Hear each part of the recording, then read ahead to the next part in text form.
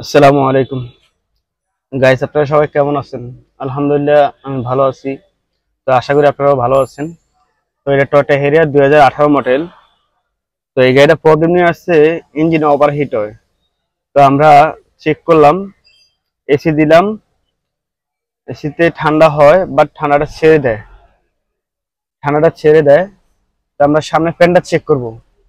আপনারা দেখতে থাকেন, ফ্যানটা চেক করি। ফ্যানটা চলে ওই ছেড়ে এতে ছেড়ে গেল।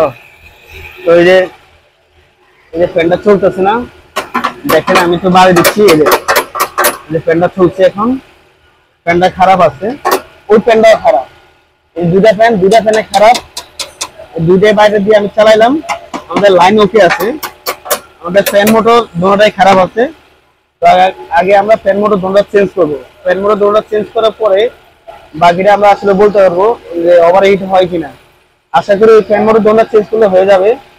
তো সবাই দেখতে থাকেন, সবাই ভালো থাকবেন। আসসালামু আলাইকুম। তো আমরা রেডিটা অলরেডি খুলে ফেলছি, সব খোলা হয়ে গেছে।